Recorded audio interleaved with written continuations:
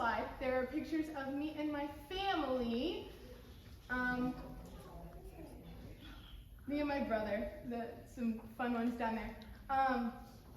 He's my best friend. So, anyways, those are some fun pictures for you to look at.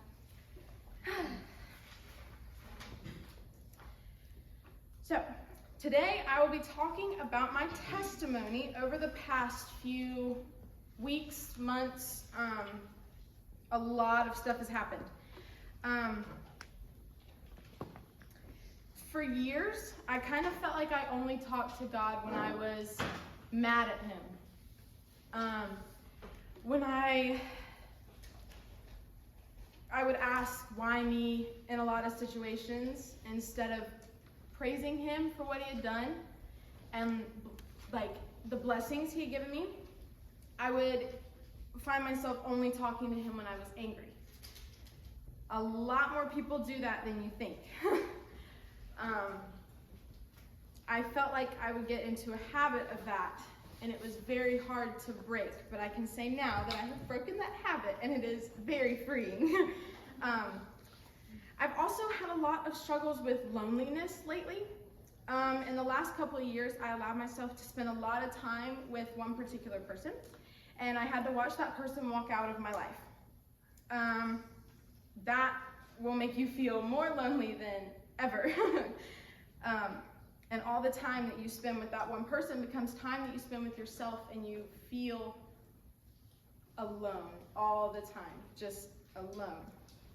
And it is very, very hard.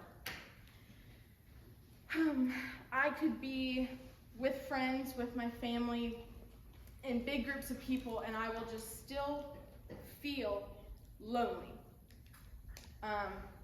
I don't know if anybody else has felt that way, but I feel like some people have, which is why I do want to talk about it.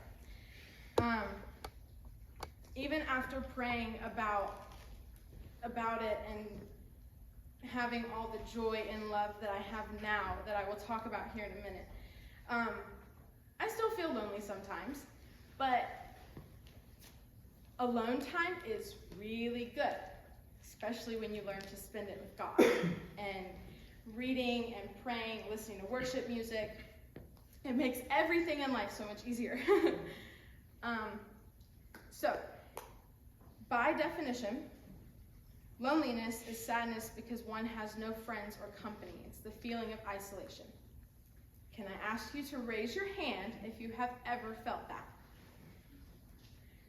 My point is that people do feel that, and I know that I'm not alone in that feeling, even though that is what you feel, is just being alone. My loneliness has been healed, and I am very much hoping that you can pray later for yours to be as well. A few weeks ago, I felt like I was having a lot of bad days. No joy, just everything was really, really bad and really, really hard. So, the Sunday after I had been feeling a lot of that, I went and talked to Pastor Josh on a Sunday and prayed with him. And I just wanted God to fill me with joy. Just take away the loneliness and be filled with joy, because I didn't have it. And I didn't have a way to get that. And being around friends didn't fulfill that. Being around family didn't fulfill that sometimes. So I just sat and prayed with Josh, and I told him that I just wanted more of God and more joy in my life. I lost where I was in my notes. The week following that Sunday, I began to see joy in things around me that I'd never seen before. In places that you don't look for joy, you can find the most joy. And I felt more called to giving joy to people, complimenting people, and making sure that I laughed more and making other people laugh more. And pulling myself out of times when I felt isolated and sad to pull me from the loneliness that I've been feeling for so long. Little things can make a huge difference in your life and in people around you. By doing things like that, it is very comforting. I have a couple verses on the next slide about joy. The first one is James 1:2. Dear brothers and sisters, when troubles of any kind come your way, consider it an opportunity for great joy. So even in the struggle of loneliness, I did find my way out, and I found the most joy that I've ever felt. The next one, Romans 12:12, rejoice in our confident hope, be patient in trouble, and keep on praying. Philippians 4:4, always be full of joy in the Lord. I say it again, rejoice. Rejoice, rejoice, rejoice. It will save you more than you think it ever will, because I did not think that I could get out of the place that I was in. I didn't think that I could get out of the lonely feeling, the depressed feeling, the sadness, and the just feeling alone all the time. I did not think that I could get out of that. And God is the way out of that. And a lot of people don't have him that way. And I know a lot of people in here do. So please, please, please, if you notice somebody feeling lonely, or if you notice somebody that is sad, be that piece of joy, because it may bring them out of their lonely feeling like it did to me. A couple weeks after praying with Josh, I went to Kim Rake's house for a massage that she does. And let me tell you, if you have not felt joy in a household, there is joy in that household. There is love and peace and grace in that house. And it was such an overwhelming feeling. I felt pulled to stay in the room and talk to God after, and I have never felt such a heavy presence of the Lord before, and it forever changed my life.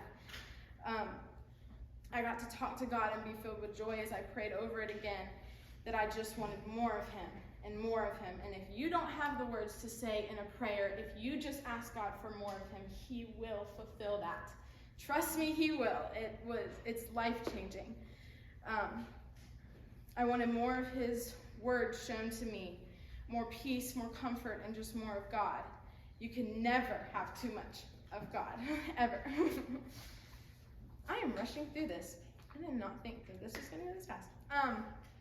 I have a couple more verses on the next slide of just being overwhelmed with the love. Ephesians 3:19. May you experience the love of Christ, though it is too great to understand fully. Then you will be made complete with all the fullness of life and power that comes from God. It's hard to allow yourself to experience the love of Christ when you've been living in the world's love for so long. That was me. It's just, it'll break you. Truly, truly, it will break you. The world is scary, and it is hard, and the devil will pull you from anything that you want with God. My favorite verse and my saving grace through everything is 2 Corinthians 5:17. Therefore, if anyone is in Christ, he is a new creation. Old things have passed away. Behold, all things have become new. That is my favorite verse ever. I think about it every day, and I say it to myself when I'm in the car, if I'm driving, or before I go to bed at night when I wake up in the morning, because it just makes me happy to know that I don't have to live in the world and what I've been living in. You can come out of it, and you will if you give everything to God. And I know that everybody says it all the time, and truly, just do it. It will help everything, even when you don't think it will.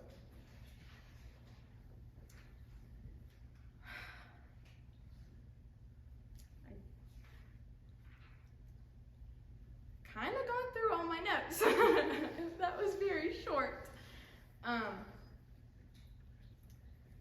I'm a very big worship person, so I love going into worship and having a lot of worship time. I know it's very early to do that normally than we would, but that is the way that I talk to God. That is the way that I feel most connected to him, and I know that a lot of teenagers feel that way. So I don't know if it's too early to go ahead and jump into praise and worship, but if you want to come and pray with me or talk with me, I would be more than happy to talk to you or pray with you. On the next slide, I have some questions to think about while you're praying. I can't read them. Have you allowed yourself to be pulled away from God? Whether that be in a friend group, whether you don't look towards him as much as you should, because that can happen a lot. What are new ways that you want God to show you joy in your life? It can be through family members, just through affirmation words during the day. And the last one, have you felt like you only talk to God when you are mad at him? Because I've had to pray over that a lot, like I said. So if that is you and you feel that way, please pray about it. Please, please, please, because it will help you. So I have some songs.